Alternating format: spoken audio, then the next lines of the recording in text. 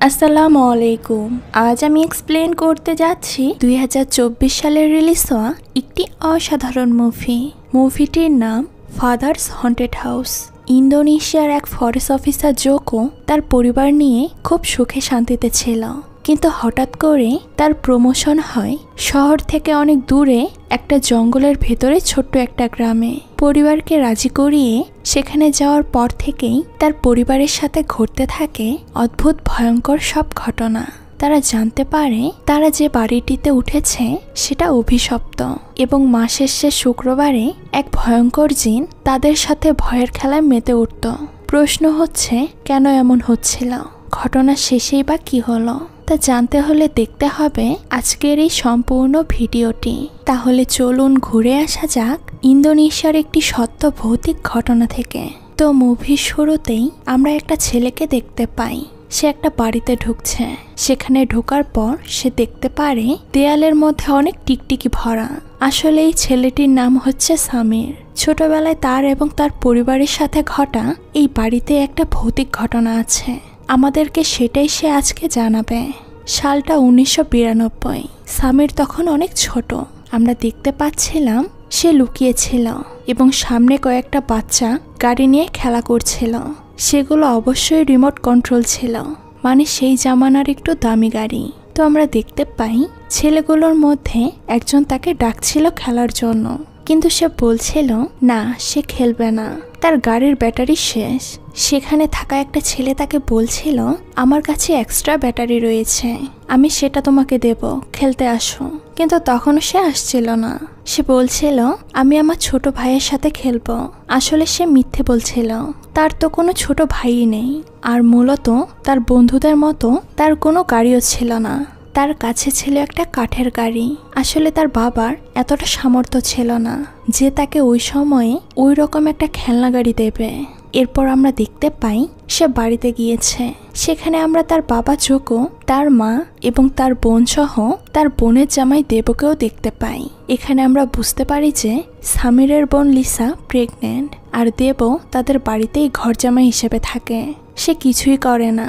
তো যাই হোক, সেখানে জোকো সবাইকে জানায় যে তার প্রমোশন হয়েছে এবং তাকে 1 বছরের জন্য সেখানে ফরেস্ট অফিসার হিসেবে কাজ করতে হবে। তো পরিবারের সবাইকে সেখানে গিয়ে থাকতে হবে এবং সে সামিরকে বলে যে তোমার স্কুলটাও চেঞ্জ হবে।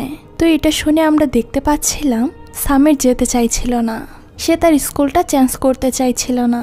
এখন আমরা দেখতে পাই সামির রাগ করে তার ঘরে চলে গিয়েছে। তার মা তখন তার কাছে যায় এবং তাকে বোঝায় যে আমাদের তো টাকা পয়সা তেমন নেই, টাকা পয়সা পেতে হলে সেখানে যেতে হবে। আর তোমার বাবা যখন সে কাজের পরে টাকা পাবে তখন তোমাকে তোমার বন্ধুদের থেকেও দামি গাড়ি কিনে দেব। এটা শুনে সামির তো অনেক খুশি হয়ে যায়। সে বলে আমাকে কিন্তু 5টা গাড়ি কিনে দিতে হবে। তার মা তাকে বলছিল এতগুলো কিন্তু হবে না, তবে যেটাই হবে সেটা তোমার বন্ধুদের থেকে ভালো হবে, কিন্তু সেটা নিতে হলে 1 বছর সময় লাগবে। তার অনেক মন খারাপ ছিল, কারণ সে বলছিল এতদিন কিভাবে সে অপেক্ষা করবে।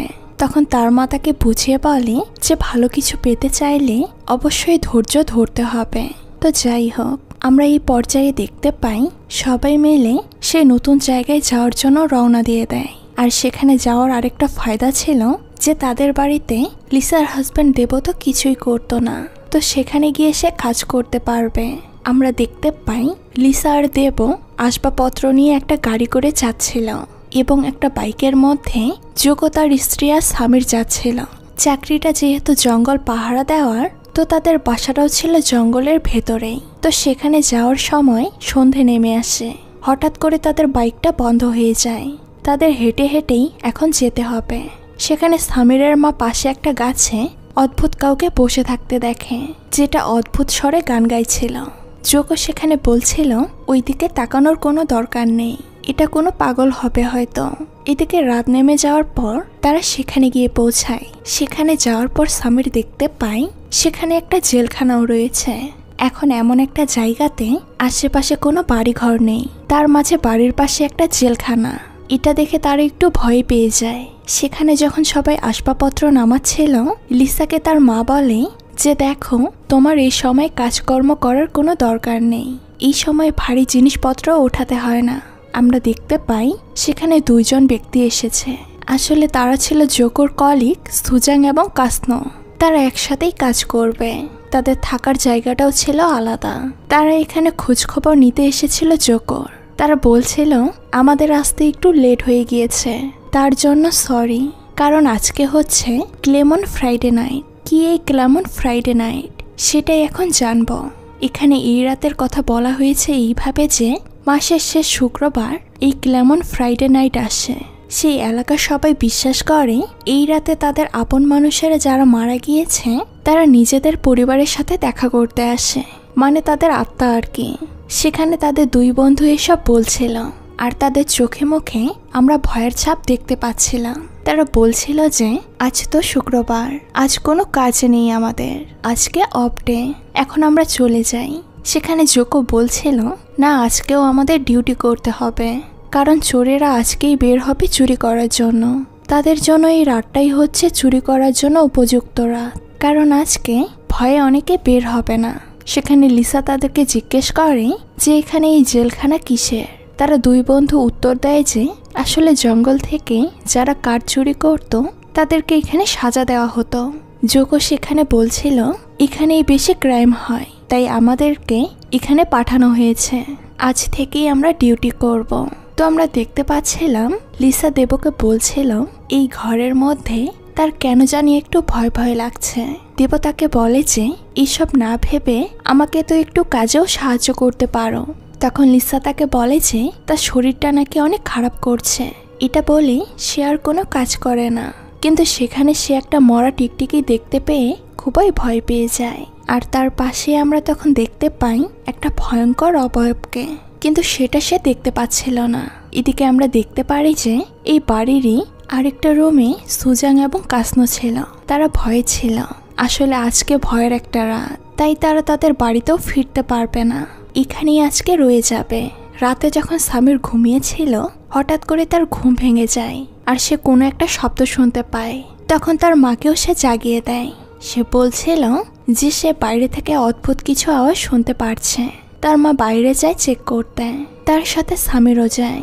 এদিকে তারা দুই বন্ধুও শুনতে পাচ্ছিল যে বাহিরে অদ্ভুত কিছু আওয়াজ হচ্ছে। তাদের তো ভয় পেলে হবে না, তাদের উপরই তো দায়িত্ব রয়েছে পাহারা দেওয়ার। তখন তারা সাহস করে বের হয়ে পড়ে বাইরে দেখার জন্য। এদিকে আমরা দেখতে পারি সেই জেলের ভেতর থেকে সামির আর তার মা কতগুলো চুলের গুচ্ছ পায়, কিন্তু সে দেখতে পাচ্ছিল না যে তার সামনেই সেই জঙ্গলের ভেতরে একটা ভয়ঙ্কর অবয়ব দাঁড়িয়ে রয়েছে, যেটা আমরা দেখতে পাচ্ছিলাম। তখনই সেখানে চলে আসে কাসনো। সে এসে দেখে এখানে সামির আর তার মা। সে বলে যে তোমরা এখন এখানে কি করছো? সামিরের মা বলে যে আমরা তো এখানে এসেছি একটা শব্দ শুনতে পেয়ে, আমরা সেটা দেখতেই এখানে এসেছি, যেটা এই জেল থেকে আসছিল। তখনই আমরা দেখতে পারি আজকের মতো ডিউটি শেষ করে চলে আসে জোকো, আর এই সামান্য বিষয়টা তারা পাত্তা না দিয়েই ঘরে চলে যায়। এর পরের দিন আমরা দেখতে পারি দেবসহ সবাই কাজে বের হয়ে পড়েছে। এদিকে নতুন স্কুলে যাওয়ার জন্য রেডি হচ্ছিল সামির। তখন সেখানে সালামত নামের একটা লোক আসে, যে কিনা তাদের কাছে তেল বিক্রি করতে আসে। লিসার মা তাকে টাকা দেয় আর তেল আনতে বলে। লিসাকে সেই সালামত নামের লোকটি বলে তোমরা কি এখানে থাকতে এসেছো? লিসা যখন হ্যাঁ জবাব দেয় তখন সে বলতে থাকে এই জায়গায় অলরেডি অনেক মানুষের মৃত্যু হয়েছে, এটা কি জানো না তোমরা? জায়গাটা কিন্তু মোটেও ভালো নয়। এই কথা শুনে লিসা অনেক ভয় পেয়ে যায়। তখনই সেখানে যোগো মানে তার বাবা চলে আসে। সে কিছু একটা বাড়ি থেকে নিয়ে যেতে ভুলে গিয়েছিল। সে সালামতকে বলছিল এসব ফালতু বিষয়ে কথাবার্তা না বলতে। আসলে তার মনে হচ্ছিল এগুলো মনে হয় শুধুমাত্র গুজব, যেগুলো সে শুনছে এই বাড়ির বিষয়ে। এদিকে আমরা দেখতে পাচ্ছিলাম সামিরকে নতুন স্কুলে পৌঁছে দেওয়ার জন্য তার মা তাকে নিয়ে যাচ্ছিল। পথে একটা কবরস্থানের উপর বটগাছের মধ্যে আমরা একটা অবয়বকে লক্ষ্য করি, যাকে দেখতে মোটেও জীবিত মনে হচ্ছিল না, সেটা অন্য কিছু ছিল। খুবই ভয়ঙ্কর লাগছিল তাকে দেখতে। এদিকে বাড়িতে আমরা দেখতে পাই যে লিসা শুকনো কাপড়গুলো নামিয়ে নিচ্ছিল, কিন্তু তখনই সে দেখতে পায় সাদা কাপড়ের মধ্যে একটা হাতের ছাপ, যা দেখতে পেয়ে সে অবাক হয়ে যায়। কিন্তু আরও অবাক হয়ে যায় যখন সেটা নিমিষেই আবার গায়েব হয়ে যায়। তখনই সামনের জেল থেকে কেউ একজন চিৎকার করে সাহায্য চাইছিল। সে সামনের দিকে এগিয়ে যাচ্ছিল। তখনই আটকে ফেলে তাকে তার হাজব্যান্ড। সে তাকে বলে, দেখো তোমার এই সময়ে বাইরে এভাবে ঘোরাটা ঠিক নয়। এসব বলে তাকে সে ঘরে নিয়ে যায়। আর সাথে সাথে সময়ও চলতে শুরু করে তার গতিতে। আর তাদের সাথেও ঘটতে থাকে আজব আজব সব ঘটনা, যেসব ছোট ছোট কাহিনীতে তারাও বুঝতে পারছিল যে সালামত নামের ব্যক্তিটি যে বলেছিল এই বাড়িটি অভিশপ্ত, ভালো না, এটা অবশ্যই মনে হয় সত্যি। তবে এতদিনে এতটাও ভয়ানক কিছু ঘটেনি তাদের সাথে। কিন্তু একদিন কাজ করার সাইডে সব ওয়ার্কাররা যখন একসাথে ছিল, তখন হঠাৎ করেই পজেস হয়ে যায় সুজান। তার ব্যবহার হয়ে যায় অদ্ভুত। সে কোনোভাবেই শান্ত হচ্ছিল না। তখনই আমরা দেখতে পাই কাসনো এসে তাকে প্রচুর মারতে শুরু করে। এতে সে স্বাভাবিক হয়ে যায়। তবে তার জ্ঞান ফেরার পর কিছুই মনে ছিল না। কিন্তু যেভাবে তাকে মেরেছিল তার কারণে খুবই শরীর ব্যথা হয়েছিল তার। সে কাসনোকে জিজ্ঞেস করে যে আমার শরীর ব্যথা করছে কেন। এখন তো আমরা জানি কেন ব্যথাটা হয়েছে। কাসনো নিজে মার খাওয়ার ভয়ে তাকে আর কিছুই জানায় না।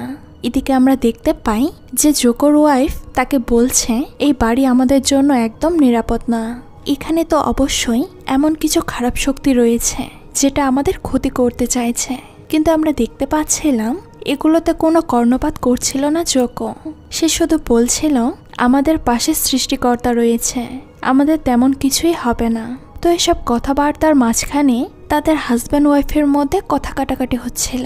তখন সামির তার মায়ের কাছে যায় আর বলে যে আমি এভাবে বাড়ি ফিরে যাব না, আমার কিন্তু গাড়ি লাগবে। আমার বন্ধুদেরকে গিয়ে দেখাতে হবে যে আমারও গাড়ি রয়েছে। তখন তার মা তাকে সান্ত্বনা দেয় আর বলে যে আমি যেভাবেই হোক তোমাকে গাড়ি কিনেই দেব, সেটা হবে দুনিয়ার সব থেকে দামি গাড়ি। আমরা দেখতে পাচ্ছিলাম সামির তখন কাসনো আর সুজানের কাছে আসে আর সে বলে আমাদের এই বাড়িতে কি সমস্যা রয়েছে, এই বিষয়ে তোমরা কি কিছু জানো? যদি জেনে থাকো তাহলে আমাকে বলো, কারণ এসব বিষয়ে আমার বাবা মায়ের মাঝখানে সম্পর্ক খারাপ হচ্ছে। তারাও তো এই বিষয়ে স্পষ্ট জানতো না। তাই তারা তিনজন মিলে চলে যায় সালামতের কাছে। সালামতের কাছে এই বিষয়ে জানতে চাইলে সালামত বলতে থাকে এই কাহিনীটা। সে বলে অনেক বছর আগে এখানে একটা ফরেস্ট অফিসার তার স্ত্রীর সাথে ট্রান্সফার হয়ে আসে। জঙ্গলের পাশের গ্রামটাতে একটা মেয়ে ছিল যার নাম ছিল রুকমিনী। সেই অফিসার এবং সে রুকমিনী মেয়েটার মধ্যে তখন অবৈধ সম্পর্ক শুরু হয়ে যায়, যার ফলে সেই মেয়েটা প্রেগনেন্টও হয়ে যায়। মেয়েটা যখন তার দাবি জানাতে সবাইকে বলে যে তার পেটে ফরেস্ট অফিসারের বাচ্চা রয়েছে, তার সাথে তার সম্পর্ক রয়েছে, তখনই ফরেস্ট অফিসার একদমই পাল্টে যায় এবং সে সবাইকে বলে এই মেয়েটা দোষী, এই মেয়েটা খারাপ, সে তাদের বৈবাহিক জীবনে ঝামেলা করার জন্য এসেছে এবং ভুলভাল বুঝিয়ে মেয়েটাকে দোষী সাব্যস্ত করে। তাকে জেলখানায় বন্দি করে রাখা হয় এবং শাস্তি হিসেবে মেয়েটার আঙ্গুলও কেটে দেওয়া হয়েছিল। 1 বছর পর তখন জেলখানার ভেতরেই অনেক কষ্টে মেয়েটির বাচ্চা প্রসব করে। কিন্তু কিছুদিন যেতে না যেতেই বাচ্চা সহ মেয়েটাও সেখানেই মারা যায়। আর যেদিন তারা মারা গিয়েছিল সেই দিন মূলত ছিল মাসের শেষ শুক্রবার। আর এরপর থেকে এই জায়গাটা ভৌতিক হয়ে যায়। আমরা দেখতে পাচ্ছিলাম এই বিষয়টা সামির তার বাবাকে গিয়ে বলে। তখন তার বাবা বলে দেখো আমি সারা রাত পরে সকালে এসেছি, এইসব আজগবি গল্প শোনার জন্য না, এসব মিথ্যে, এখন আমি ঘুমোতে যাচ্ছি। এটা বলে সে সামিরের জন্য স্কুল খরচের টাকা দিয়ে চলে যায়। এদিকে আমরা দেখতে পাই রাতে যখন তারা 3 জন মিলে পাহারা দিচ্ছিল তখন আগুনে কাঠ দিতে সুজান কাঠ আনতে গেলে তার সামনে সে কাউকে দাঁড়িয়ে থাকতে দেখে। সে তখন উপরের দিকে তাকায় আর দেখতে পায় ভয়ঙ্কর একটা অবয়ব তার সামনে দাঁড়ানো, যেটা দেখে সে প্রচণ্ড ভয় পেয়ে যায়। সবাই মিলে তাকে তখন কোনো রকমে সামলে নেয়। এদিকে রাতে যখন লিসা পানি গরম করছিল তখন তার পাশ দিয়ে দেব বাথরুমের দিকে যায়। লিসার মনে হয় দেব হয়তো কাজ থেকে ফিরে এসেছে। সে গরম পানি নিয়ে বাথরুমে যায় যেন দেব গোসল করতে পারে, কিন্তু সে সেখানে দেবকে পায় না। সেখান থেকে বের হওয়ার সময় তার সামনে এসে পড়ে দেব। সে বলে তুমি আবার বাইরে বের হলে কখন? তো সে কিছু না বলে দেব আবারও বাথরুমে ঢুকে যায়। অনেকক্ষণ হয়ে যাওয়ার পরেও যখন বের হচ্ছিল না সে, তখন তার মা বাথরুমে যাওয়ার জন্য আসলে সে লিসাকে বলে এখানে এভাবে দাঁড়িয়ে আছো কেন? লিসা তখন বলে ভেতরে দেব রয়েছে। তখন তার মা বলে কি বলছো এসব? আমি তো মাত্র দেখলাম সে জঙ্গলের দিকে আছে তোমার বাবার সাথে। এখন এটা শুনে তো লিসা অনেক ভয় পেয়ে যায়। রাতে যখন সে শুয়েছিল তখন হঠাৎ করে কিছু আওয়াজ শুনে তার ঘুমটা ভেঙে যায়। সে ঘুম ঘুম চোখে যখন পাশের রুমটাতে যায় তখন সে দরজা খুলতেই দেখতে পায় শুয়ে রয়েছে সে নিজেই। তার ভাই আর তার মা মূর্তির মতো দাঁড়িয়ে রয়েছে এবং একটা ভয়ঙ্কর অবয়ব তার পেট থেকে বাচ্চা টেনে বের করতে চাইছে। এখন এটা দেখে তো সে প্রচণ্ড চিৎকার করতে থাকে। আর তখন আমরা বুঝতে পারি এটা একটা দুঃস্বপ্ন ছিল, যেটা দেখে সে ঘুম থেকে উঠে পড়ে এবং সেখানে তার মাকে দেখেও সে আরো ভয় পেয়ে যায়, কারণ তার মা তার মুখে ফেস প্যাক লাগিয়েছিল। তখন তাদের চিৎকার শুনে সেখানে চলে আসে দেব আর জোকো। লিসা সবকিছু তাদেরকে বলার পর দেব বলে, এসব বিষয়ে চিন্তা করো না, এসব তোমার স্বপ্ন ছিল, অন্য কিছু না। যতই তারা বলুক যে এসব কিছু না, কিন্তু তারাও জানতো যে এখানে কোনো সমস্যা আছে। তাই আমরা দেখতে পারি যে পরের দিন সামিরের মা সে বাড়ির আশেপাশে একটা সাধারণ রিচুয়ালের ব্যবস্থা করে, যেন সব অশুভ শক্তি থেকে তারা পরিত্রাণ পায়। কিন্তু সেখানে আমরা দেখতে পাচ্ছিলাম জোকো এই বিষয়টাতে মোটেও খুশি ছিল না। তাদের মাঝে আবারও কথা কাটাকাটি শুরু হয়ে যায়। এদিকে সামির স্কুল থেকে এসেই সে শুনতে পায় তার বাবা মা ঝগড়া করছে। তখন সে ঘরে না গিয়ে বাইরে বসে থাকে। সেখানে লিসা আসে আর বলে, এইসব তোমাকে শুনতে হবে না, চলো আমরা একটু ঘুরে আসি। এটা বলে তাকে নিয়ে জঙ্গলের ভিতরে চলে যাচ্ছিল। তখন আমরা দেখতে পারি লিসা তো বাড়িতেই রয়েছে। তাহলে সামিরের সাথে সেটা কে? সামির লক্ষ্য করে তার বোনের পা দিয়ে রক্ত বয়ে পড়ছে। বোনের দিকে চাইতেই সে দেখতে পায় সেটা তার বোন ছিল না, সেটা ছিল একটা ভয়ঙ্কর শয়তান। এটা দেখে সে সেখান থেকে পালিয়ে যায় জঙ্গলে। এদিকে রাত হয়ে যায়, কিন্তু সামির এখনো বাড়িতে না ফেরায় সবাই অনেক টেনশনে পড়ে যায়। তার মা অনেক চিৎকার করছিল তার জন্য। সেখানে কাসনো বলছিল এটা নিশ্চয়ই সেই শয়তান রুকমিনীর কাজ হবে। জোকো বলছিল তাহলে চলো সবাই মিলে খুঁজতে যাই। সবাই মিলে সামিরকে জঙ্গলে খোঁজাখুঁজি করছিল, কিন্তু কিছুতেই পাচ্ছিল না। সুজাং আর কাসনো তারা যায় সালামতের কাছে। বিষয়টা বলার পর সেও চিন্তায় পড়ে যায়। এদিকে আমরা দেখতে পাচ্ছিলাম একটা কবরস্থানের মধ্যে এসে পৌঁছেছে সামির। সেখানে একটা বটগাছের ওপর একটা ভয়ঙ্কর অবয়ব ছিল, যেটা কিনা এক অদ্ভুত স্বরে গান গাইছিল। তখনই পেছন থেকে আমরা দেখতে পারি সালামত তার কাছে চলে এসেছে, আর সামির সালামতকে গাছের মধ্যে থাকা সেই শয়তানটিকে ইশারা করে বলছিল যে এটা কি।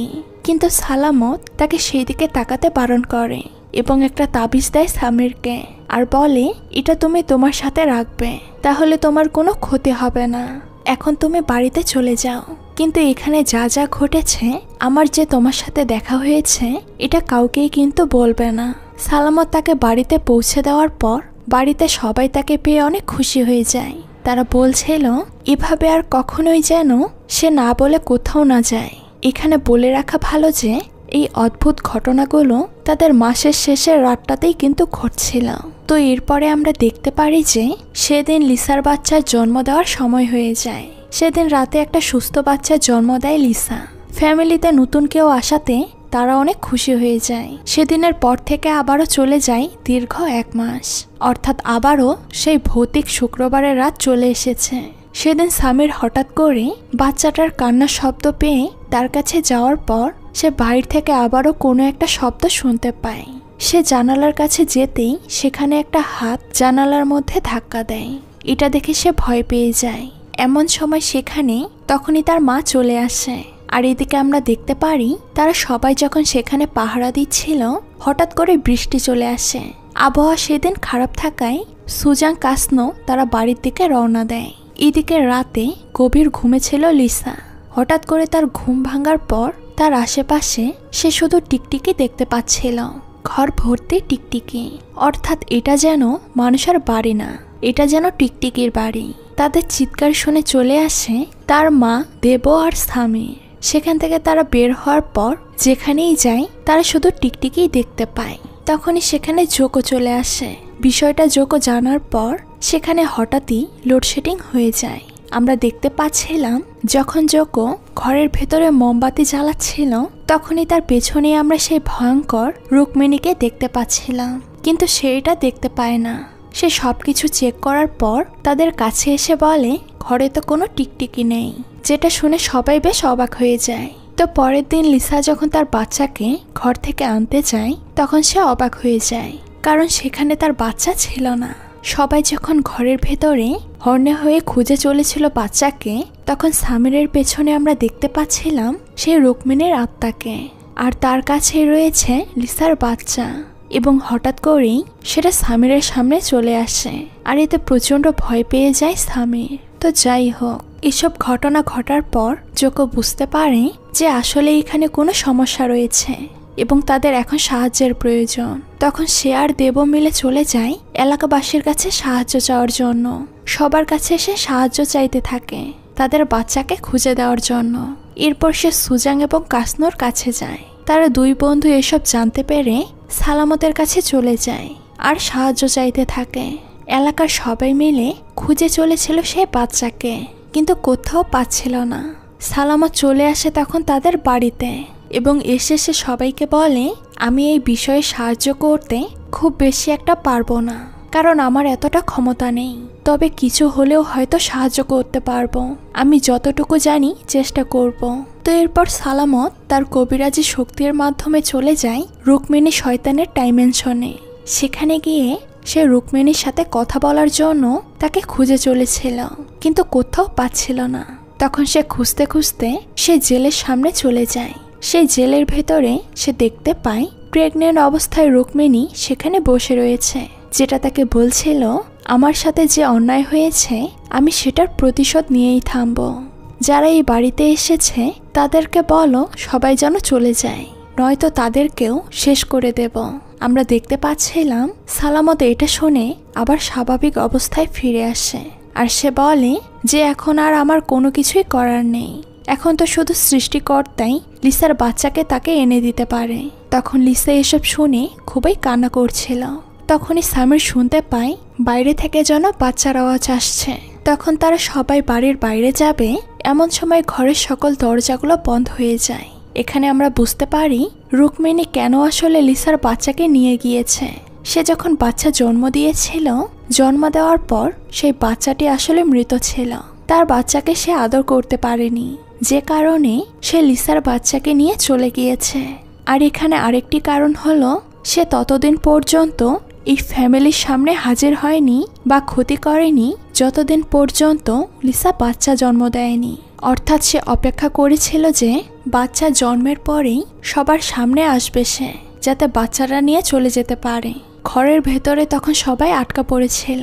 ঠিক তখনই সবার সামনে একটা ভয়ঙ্কর হাসি দিয়ে বাচ্চা নিয়ে রুকমিনী হাজির হয়।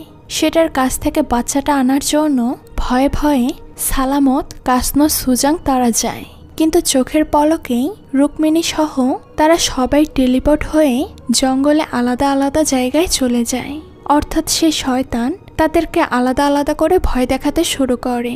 সুজাং তো এসব দেখে এক পর্যায়ে অজ্ঞানী হয়ে যায়। তাকে কোনো রকমে সালামত আর কাসনো জ্ঞান ফেরায়। এদিকে আমরা দেখতে পারি অবশেষে ঘরের দরজা ভেঙে তারা সবাই বের হতে পারে এবং বাচ্চার কান্নার আওয়াজ ফলো করতে করতে সে জেলখানায় চলে যায়। সেটার ভেতরে বাচ্চাটা সত্যিই ছিল। তারা তখন জেলখানার তালা ভেঙে কোনো রকমে সেই বাচ্চাটাকে তারা উদ্ধার করতে পারে। এদিকে আমরা জঙ্গলে দেখতে পাই কাসনো, সুজাং, সালামত জঙ্গলে গাছের মধ্যে থাকা ভয়ঙ্কর শয়তানটাকে কিছু একটা বলছিল।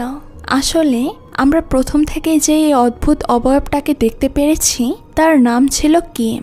আসলে সে ছিল রুকমিনীর প্রেমিক। সে রুকমিনীকে খুবই ভালোবাসত, কিন্তু ভালোবাসা ছেড়ে ফরেস্ট অফিসারের সাথে অবৈধ সম্পর্কে লিপ্ত হয়ে যায় রুকমিনী, আর যেটা সহ্য করতে পারে না কিম। তাই সে মারা যাওয়ার পর গাছের মধ্যে একটানা গান গাইতে শুরু করে।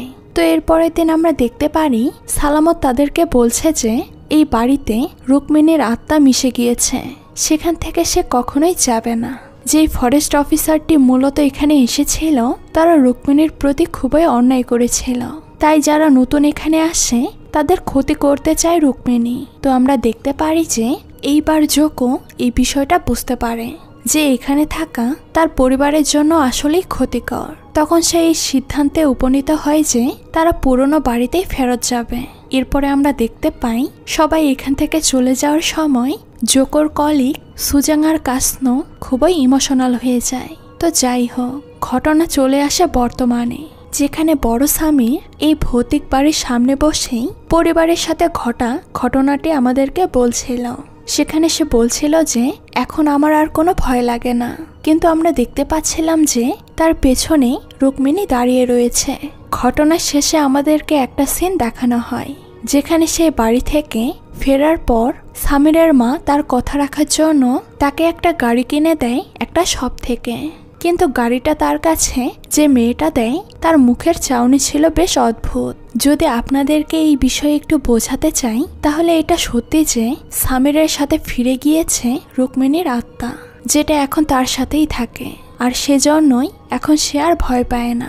ওই যে আপনাদের মনে আছে যে সামিরকে ছোটবেলায় রুক্মিণীর আত্মা যখন নিয়ে গিয়েছিল জঙ্গলে, তখন সেখান থেকে তাকে বাঁচিয়েছিল সালামত, আর তাকে একটা তাবিজ রাখতে বলেছিল।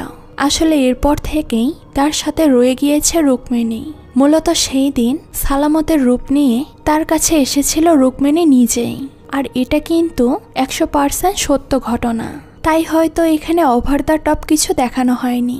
তো যাই হোক, এই মুভিটি আপনাদের কাছে কেমন লেগেছে সেটা কিন্তু অবশ্যই কমেন্ট করে জানাবেন। আজকে এই পর্যন্তই, দেখা হচ্ছে নতুন কোনো ভিডিওতে। সেই পর্যন্ত সবাই ভালো থাকবেন। আল্লাহ হাফেজ।